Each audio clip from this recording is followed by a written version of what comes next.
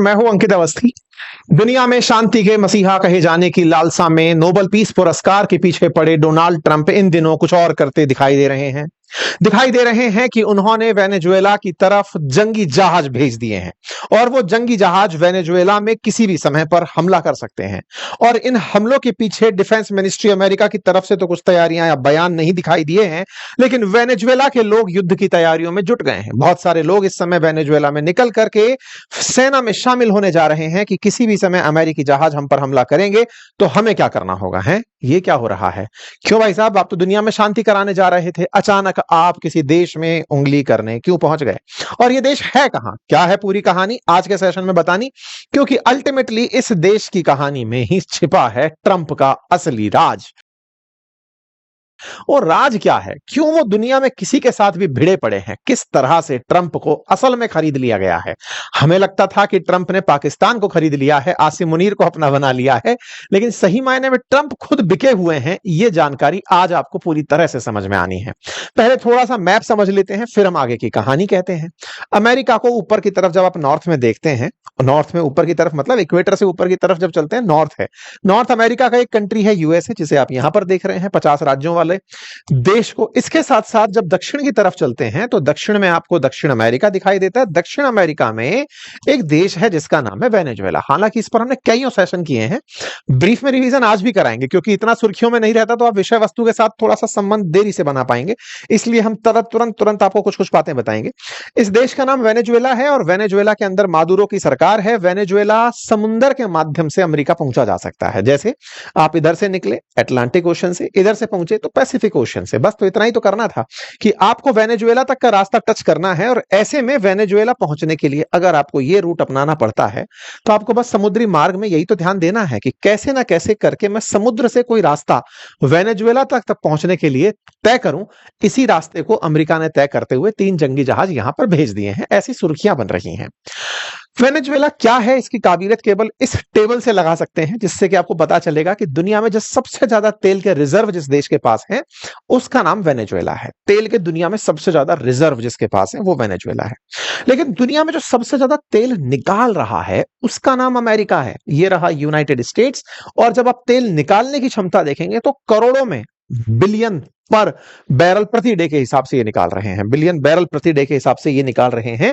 Venezuela बेचारा बहुत कम तेल निकाल रहा है, लेकिन रिजर्व्स की अगर बात की जाएगी तो दुनिया में सबसे ज्यादा जो ऑयल रिजर्व्स हैं वो वेनेजुएला के पास प्रेजेंट है। चलिए, तो क्या मैसेज है इसका यहां पर सारी बातें आज क्लियर करेंगे, क्योंकि अल्टीमेटली पूरी लड़ाई तेल की है मेरे भाई।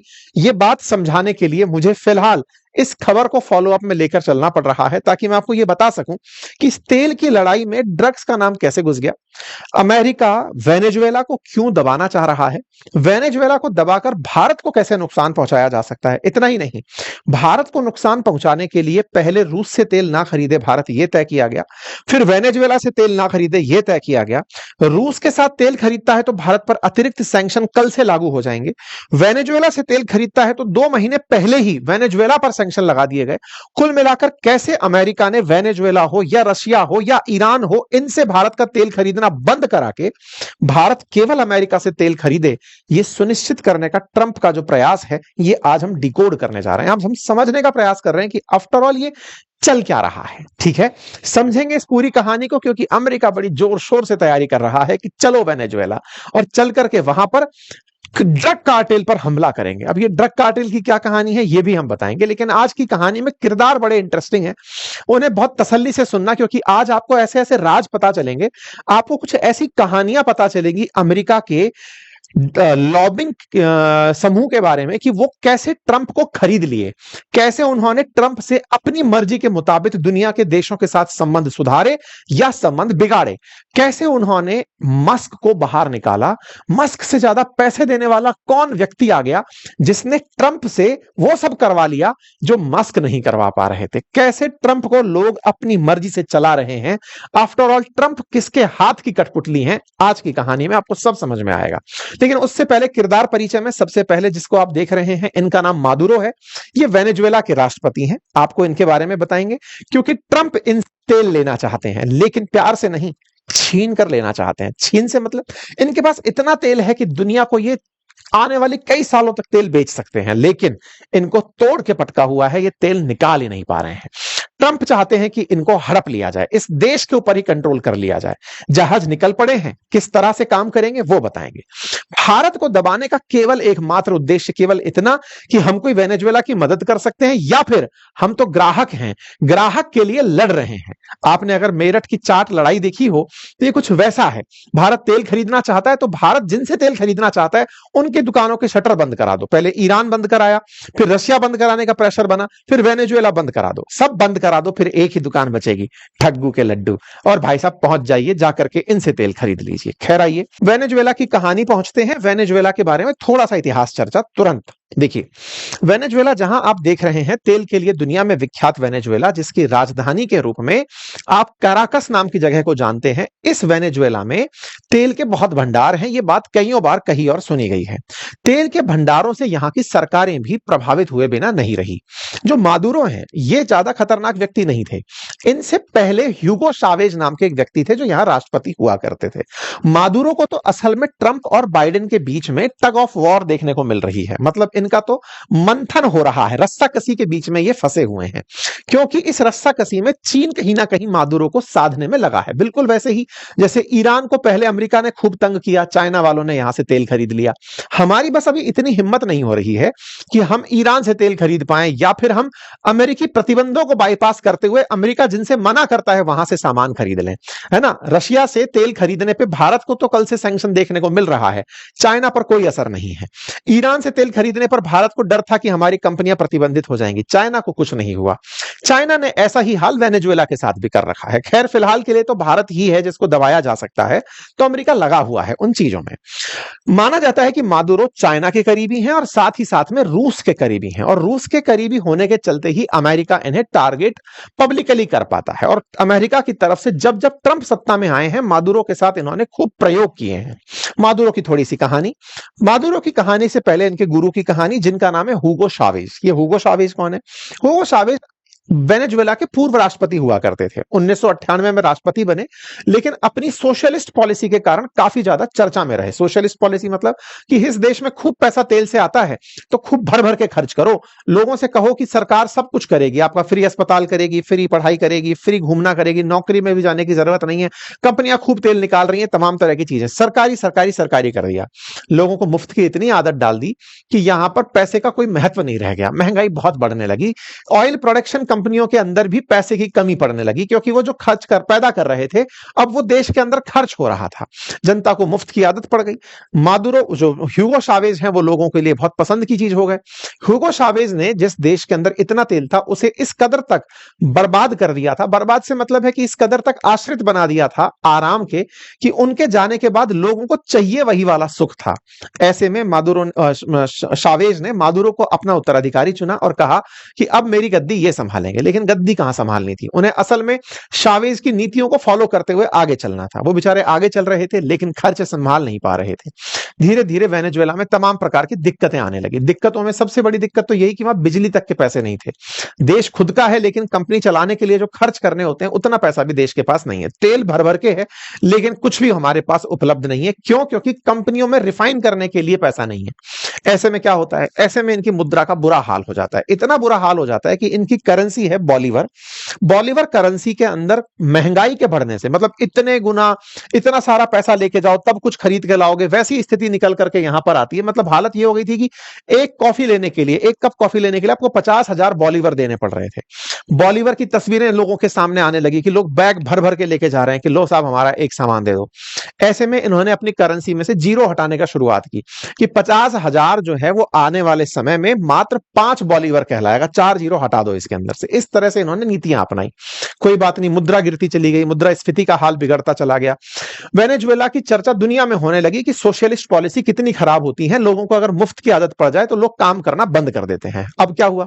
जिन्हें काम करना था वो पैसा तो कमाना चाहते थे, कमाने के लिए उन्होंने कुछ गलत तरीके अपनाए और वेनेजुएला के अंदर जो सबसे बड़ा तरीका निकल कर आया वो था ड्रग्स का कारोबार। और वो ड्रग्स का कारोबार खुद के लिए ही नहीं, आसपास के लोगों के लिए। वेनेजुएला ने इस बीच में इतना ड्रग पैदा कर लिया कि उस ड्रग को वो अमेरिका को बेचने लगे। आपके दिमाग में आएगा अमेरिका को कैसे बेचेंगे, बताएंगे। फिलहाल के लिए ये समझिए कि वेनेजुएला दुनिया के लिए ड्रग की फैक्ट्री बन गया। आप कहेंगे थोड़े दिन पहले तो चाइना बना हुआ था, चाइना के बाद में वेनेजुएला कहां से आ गया, वो भी हम बताएंगे। क्योंकि यहां पर कोई भी ऐसा एफडीआई का, फॉरेन डायरेक्ट इन्वेस्टमेंट का रिसोर्स नहीं था, सरकारी नीतियां किसी भी प्राइवेट धंधे को प्रमोट नहीं कर रही थी, तो लोगों ने अपनी फोर्स बना करके रहना शुरू किया। ड्रग कार्टेल्स मजबूती से खड़े होने शुरू हुए। वो यहां से ड्रग बनाते, मैक्सिको भेजते, मैक्सिको से बॉर्डर क्रॉस करा के धाम से अमेरिका में टिका देते। यहां से निकालकर हिजबुल्लाह को भेज रहे हैं लेबनान में, सीरिया में भेज रहे हैं आईसिस को, सबको यहां से ड्रग्स बेचा जाता, ड्रग्स से वेपन खरीदे जाते। पूरी तरह से एक पैरेलल इकोनॉमी तैयार कर ली यहां के ड्रग कार्टेल ने। इस ड्रग कार्टेल को ट्रंप अपना दुश्मन मानते आए थे। पहला दुश्मन तो यही कि यहां का तेल वो नहीं निकाल पा रहे, दूसरा यहां का जो ड्रग है वो अमेरिका को बर्बाद किया जा रहा है। रोजाना सैकड़ों की संख्या में लोग ड्रग से पीड़ित हो रहे हैं, साल की साल हजारों की संख्या में लोग ड्रग से मर रहे हैं। तो अमेरिका को यह पता था कि उसका जो असल दुश्मन है या तो वो वेनेजुएला है या चाइना है। चाइना फेंटेनिल भेज रहा है और ये यहां से अफीम गांजा सब भेज रहे हैं। जब तमाम प्रकार के जो कोकेन जैसे जो ड्रग हैं वो वेनेजुएला से अमेरिका भेजे जा रहे हैं। चलिए साहब, तो फिलहाल के लिए इतना सा मैंने आपको ब्रीफ में जानकारी दे दी। फिर क्या था, क्या यहां की जनता को आवश्यकता नहीं लगी कि उन्हें मादुरो हटाकर किसी और को बिठाना था? लगी। यहां पे इलेक्शन हुए तो गाइदो नाम का एक व्यक्ति था जिसका नाम था खुआन गाइदो। वो मादुरो के सामने खड़ा हुआ चुनाव में, 2019 की बात है, लेकिन मादुरो ने उन्हें चुनाव में खड़ा ही नहीं होने दिया, या कहिए कि उन्हें स्वीकार ही नहीं होने दिया। गाइदो के समर्थन में जो लोग थे या तो उन्हें जेल में डाल दिया गया, गाइदो को इलेक्शन से बिल्कुल बहिष्कृत कर दिया गया। मादुरो ने गाइदो को टिकने नहीं दिया। उस समय ट्रंप हुआ करते थे अमेरिकी राष्ट्रपति। अमेरिका के राष्ट्रपति ने गाइदो को अपनी तरफ से एक्टिंग प्रेसिडेंट मान लिया। वेनेजुएला के अंदर जुआन गाइदो ने कहा कि मैं राष्ट्रपति, तो अमेरिका ने कहा हां तुम राष्ट्रपति। तो इस तरह से डोनाल्ड ट्रंप का 2019 का यह ट्वीट है जिस समय वो जुआन गाइदो को अमेरिका का वो वेनेजुएला का राष्ट्रपति डिक्लेयर कर देते हैं कि हाँ भाई जुआन गाइदो राष्ट्रपति हैं हमारी तरफ से। इस बीच में मादुरो कहते हैं कि मैं चुनाव जीता हूं तो गाइदो कैसे हो सकता है। चलिए, अमेरिका से इनके गलत संबंध होने के कारण इन्हें तो जेल में डालते हैं और हम अलग से अब सत्ता चलाते हैं। तो भाई साहब, मादुरो ने फिर से अपनी सत्ता चलाई और अमेरिकियों को अल्टीमेटम दिया कि 72 घंटे में निकल जाओ यहां से, नहीं पकड़ पकड़ कर मारेंगे। मादुरो ने उस समय ट्रंप की नाक में दम कर दिया। 2019 की बात थी, 72 घंटे का अल्टीमेटम देकर के मादुरो ने ट्रंप को खूब तंग किया उन दिनों में जब जुआन गाइदो ट्रंप की तरफ से राष्ट्रपति डिक्लेयर किया गया कि तुम हमारे देश में असर डाल रहे हो, निकलो यहां से। वेनेजुएला के अंदर पूरी तरह से जुआन गाइदो की संपत्ति, उनके एसेट सब फ्रीज कर लिए गए। कुल मिलाकर के मादुरो सत्ता में बने रहे। बाद में पता चलता है कि इस पूरे कारनामे के पीछे किंग पुतिन थे। वो इनको कहे हुए थे कि बेटा तुम करो, हम तुम्हारे साथ हैं।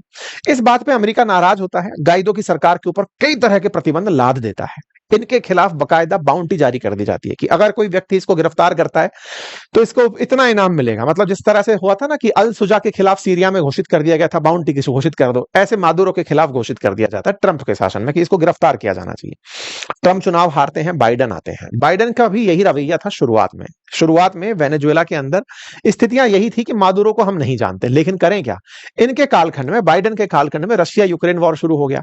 रशिया यूक्रेन वॉर शुरू हुआ तो यूक्रेन के चलते रशिया पर पाबंदी लगनी थी, तेल वहां से प्रताड़ित होता। तेल जब वहां से बाधित होता तो इन्होंने सऊदी से कहा कि तेल की कीमतों में वृद्धि हो जाएगी, बाजार बिगड़ने लगेगा, सऊदी वालों तुम थोड़ा तेल का प्रोडक्शन बढ़ा दो। किंग पुतिन ने फोन करके सऊदी से कहा कि आप तेल का प्रोडक्शन मत बढ़ाना, इनको पता चलना चाहिए कि तेल की कीमतें बढ़ने से अमेरिका का क्या नुकसान होता है। इन्होंने जब ये सब प्रयास किए कि सऊदी भी मेरी नहीं सुन रहा, तब भारत से कहा कि आप तो रूस से तेल खरीदते रहो। दूसरी तरफ ये वेनेजुएला के पास पहुंचे और कहा कि हम तुम्हारे ऊपर लगे प्रतिबंध हटा रहे हैं ताकि तुमसे तेल खरीद करके दुनिया में तेल की कीमतों को स्थिर किया जा सके। भाई साहब, बाइडेन प्रशासन आता है। बाइडेन प्रशासन ने गाइदो को मना किया कि भैया तुम्हें हम नहीं मानते, मादुरो ही राष्ट्रपति हैं। और ऐसे में यूएस ने वेनेजुएला के ऊपर से सैंक्शंस हटा दिए। यह बाइडेन का कालखंड था, 2022 का समय था। जैसे ही यहां से वो हटा, तुरंत प्रभाव से हम जैसे लोग पहुंच गए। इधर की तरफ ये सऊदी को मनाने में लगे हुए थे, लेकिन वेनेजुएला से तुरंत प्रभाव से भारत पहुंचकर तेल लेने पहुंच गया कि भाई प्रतिबंध हट गए, हम तुमसे तेल ले लेते हैं। भारत का ये जो रवैया था ना, ये थोड़ा अलग था। मतलब भारत को हाँ ना कि अपने आप को सोचना चाहिए कि हम अमेरिकी प्रतिबंधों से बहुत ज्यादा प्रभावित होते हैं। ईरान से तेल नहीं लेना, उसने कहा ले लो, हम लेने पहुंच जाते हैं। वेनेजुएला से तेल नहीं नहीं लेना, नहीं लेना, कहा कि प्रतिबंध हटा दिया, अब ले लो, हम पहुंच जाते हैं। तो हम लोग असल में पंक्ति में खड़े हुए अपने आप को इस तरह से देखते हैं कि हम प्रतिबंधों से खुद ही प्रभावित खुद को कर ले रहे हैं। हमारी स्वतंत्र जो विदेश नीति है ना, उसमें इतनी स्वतंत्रता होनी चाहिए कि हम प्रतिबंधों से बिना डरे व्यापार कर सकें। बट कोई बात नहीं, अंततोगत्वा अब तो हमें सामना करना पड़ ही रहा है। जिस डर से अब तक हम अमेरिका के सामने नहीं थे, वो डर तो आपके सामने खड़ा ही था। परिणाम यह निकला कि 50% टैरिफ भुगतना पड़ रहा है। यही तो तब होता जब अमेरिका के साथ में पहले हम ये आंख में आंख मिला के कर लिए होते। पर जो भी है, इतिहास लेखन में कभी इस विदेश नीति का भी कभी आकलन होगा। फिलहाल के लिए हम पहुंच जाते हैं और यहां पर वेनेजुएला से कहते हैं कि अमेरिका ने तुम्हारे ऊपर से सैंक्शन हटा दिए, लाओ हमें तेल दे दो। हम तेल लेने पहुंचते हैं। इंडिया यहां से तेल लेना शुरू करता है। 2024 की खबर। इंडिया में तेल कौन खरीदेगा? निश्चित ही मोटा भाई रिलायंस कंपनी जो है भारत के अंदर से, वो वेनेजुएला से तेल खरीदने निकल पड़ती है। बढ़िया, हम तेल खरीदते हैं और जब तेल खरीदते हैं तो तेल के साथ साथ हमारी रिलायंस भी यहां से रिफाइनरी करके प्रोडक्ट वापस दुनिया को बेच के पैसा कमाने निकल पड़ती है। भाई व्यापारी है, व्यापारी अपना लाभ कमाते हुए निकल रहा है। चलिए साहब, 2024 आता है, उधर अमेरिका में चुनाव है, इधर फिर से मादुरो के अगेंस्ट चुनाव खड़ा होता है। मादुरो के सामने इस बार जो व्यक्ति चुनाव में उतरे, मादुरो ने उनको उतरने ही नहीं दिया। उनको उठा के पहले ही जेल में डाल दिया कि तुम मेरे खिलाफ सत्ता में नहीं उतर सकते, अपन रहेंगे साहब। तो मादुरो चुनाव में उतरते हैं, अपने खिलाफ खड़े व्यक्ति को जेल में डालते हैं। मादुरो फिर से राष्ट्रपति बनते हैं। जैसे ही राष्ट्रपति बनते हैं, उधर ट्रंप भी राष्ट्रपति बन जाते हैं। इधर ट्रंप और इधर मादुरो दोनों चल रहे हैं। सॉरी, ट्रंप का समय अभी आना है, ये 2024 की शुरुआत है। इस समय अमेरिका कहता है कि यार तुम इलेक्शन तो कम से कम फेयर करा लो। इधर जब नहीं होता तो अमेरिका कहता है हम तुम पर फिर से प्रतिबंध लगाएंगे। धीरे धीरे यहां पर प्रतिबंधों की बाढ़ सी आनी शुरू होती है। अमेरिका अपने सिटीजन से कहता है कि भाई वहां से बाहर निकल जाओ, वेनेजुएला कुछ भी हमारे खिलाफ कर सकता है क्योंकि वो अपोजिशन लीडर्स को गिरफ्तार कर रहा है। बाइडेन इतने सख्त नहीं थे, वेनेजुएला के साथ हमारा तेल का व्यापार चल रहा था। ट्रंप आते हैं। ट्रंप का तो पुराना समय से ही खार खाया हुआ था कि जॉन गाइडो को तुमने नहीं माना, बाइडेन ने तुम्हें वापस से प्रतिबंधों से फ्री कर दिया, तो मुझे तो तुम पर प्रतिबंध लगाने ही हैं। 2024 के नवंबर में आप आए। आपने आते ही अपनी तरफ से मार्च में वेनेजुएला पर सैंक्शन प्रस्तावित कर दिए थे। इस बीच में उसी वेनेजुएला पर, जिससे ये पिछली बार तंग थे, इस बार खबर बनकर आती है उसके पास ये जहाज भेज देते हैं, जंगी जहाज। जंगी जहाज भेजने का असल मकसद अब तक आपको क्लियर हो चुका होगा कि अमेरिका ने यहां जहाज क्यों भेजे। क्योंकि खेला चल रहा है मादुरो को हटाने का। क्यों चल रहा है? क्योंकि तेल के भंडार हैं। अमेरिका लेकिन दुनिया को क्या दिखाना चाहता है? दुनिया को दिखाना चाहता है कि यहां पर ड्रग्स बहुत है, हम ड्रग्स से लड़ाई लड़ना चाह रहे हैं। आपको याद होगा ट्रंप ने सब जगह चिल्ला चिल्ला कर कहा था कि हम फेंटेनिल के खिलाफ लड़ाई लड़ रहे हैं, चाइना पर इसलिए प्रतिबंध लगा रहे हैं। आज फेंटेनिल कहीं चर्चा में नहीं है, चाइना से सारे प्रतिबंध हट चुके हैं। अमेरिका चाइना की बढ़िया डील चल रही है, बढ़िया व्यापार चल रहा है, फेंटेनिल कहीं मुद्दा नहीं है। बिल्कुल ऐसे ही वेनेजुएला के केस में किया। वेनेजुएला के ऊपर प्रतिबंध लगाने के नाम पर क्या करने जा रहे हैं कि हम वेनेजुएला पर ड्रग कार्टेल से लड़ने जा रहे हैं। ये इनका पहला चेहरा है। असल चेहरा क्या है? असल चेहरा तेल पर कब्जा करना है। अमेरिका क्या बताता है कि वेनेजुएला मैक्सिको के माध्यम से हमारे यहां ड्रग्स भेजता है और हम उस पर कंट्रोल करने के लिए जा रहे हैं, इसलिए जहाज भेजे हैं। लेकिन दुनिया को पता है कि ये असल में यहां से तेल लेना चाहते हैं, इनका असल मकसद यहां से तेल लेना है। ठीक है साहब, अब मैं आपको तेल के पीछे की कहानी सुनाता हूं, ट्रंप किस तरह से तेल के पीछे पागल है। थोड़ा सा पर्यावरण संबंधी मैं आपको कुछ मामले बताता हूं। साथियों, वर्ष 2015 की बात है, कॉन्फ्रेंस ऑफ पार्टीज आयोजित होती है पर्यावरण से संबंधित 2015 में पेरिस के अंदर, जिसको COP के नाम से, कोप के नाम से जाना जाता है। ये जब आयोजित होती है तब यह तय होता है कि दुनिया को तापमान वृद्धि नहीं करने देना चाहिए। प्री इंडस्ट्रियलाइज जो एरा था उससे 2 डिग्री तक अधिकतम तापमान बढ़े, अदरवाइज ग्लेशियर्स पिघल जाएंगे। हम जिस तरह से ग्रीन हाउस गैसेस का एमिशन करते जा रहे हैं, अगर गैसेस ऐसे ही एमिट होती रही तो एक दिन ग्लेशियर्स पिघल जाएंगे, समुद्र का जल स्तर बढ़ जाएगा, पर्यावरण पूरी तरह बिगड़ जाएगा और इंसान 2100 तक यानी कि 2100 तक रहने लायक नहीं बचेगा। कोई बात नहीं, कोप के अंदर यह तय होता है कि हां, सब लोग कार्बन एमिशन यानी ग्रीन हाउस एमिशन को कम करेंगे। होता है तय। 2015 में हुए इस फैसले में कार्बन उत्सर्जन को सीमित करके या फिर जितना उत्पादित कर रहे हो उतना अवशोषित कर लेंगे, यह तय करके फैसला होता है। सब देश तैयार होते हैं कि हाँ, हम ग्रीन हाउस गैस यानी कि कोयले का उपयोग नहीं करेंगे, हम पेट्रोल डीजल का उपयोग इस साल तक बंद कर देंगे। सबने अपनी अपनी कस्में खाई होती हैं, अमेरिका उनमें आगे होता है, हाँ बिल्कुल हम ऐसा ही करेंगे। लेकिन ट्रंप जब आते हैं तो ट्रंप को यह समझ में आता है कि ऐसा करके उनके देश का जो ऑयल प्रोडक्शन है वो तो यूजलेस हो गया। मैंने शुरुआत में आपको दिखाया था कि अमेरिका दुनिया में सबसे ज्यादा ऑयल प्रोड्यूस करने वाला देश है। उसे यह समझ में आता है कि यार मेरा तो तेल पैदा करना ही वेस्ट हो गया, अब मैं क्या करूं। तो ऐसे में अमेरिका तुरंत प्रभाव से पेरिस क्लाइमेट डील से बाहर आता है। US exit Paris climate deal, अपन नहीं खेल रहे, ये पेरिस क्लाइमेट डील से बाहर आते हैं और ये कहने लगते हैं कि भाई अपन को तो तेल से काम चलाना है और तेल का ही उपयोग करना है। मतलब पर्यावरण संरक्षण अमेरिका की जिम्मेदारी नहीं है। हम रिन्यूएबल एनर्जी पर यकीन नहीं करते, हम सोलर एनर्जी पर यकीन नहीं करते, इलेक्ट्रिक व्हीकल पर यकीन नहीं करते। भाई साहब, बाइडेन थोड़े समझदार प्राणी रहे, हमेशा से ये रहा है कि हम इनकी सरकारों में जो रिपब्लिकन्स रहे हैं, यानी कि ट्रंप की पार्टी के जो लोग रहे हैं, वो बड़े एक्सट्रीमिस्ट प्रकार के रहे हैं। वहीं दूसरी तरफ जो डेमोक्रेट्स रहे हैं, वो पर्यावरण के मूल्यों को, लोकतांत्रिक मूल्यों को प्रमोट करने वाले माने जाते रहे हैं। हालांकि है दोनों तरफ व्यापारी। ये जब वापस आते हैं तो आकर के ये क्या करते हैं, तुरंत पेरिस क्लाइमेट डील को ज्वाइन करते हैं, क्योंकि पुराने काल में जब ट्रंप के बाद जब दोबारा ये आए तो पेरिस क्लाइमेट डील ज्वाइन करते हैं कि नहीं नहीं, अमेरिका अभी भी इन है।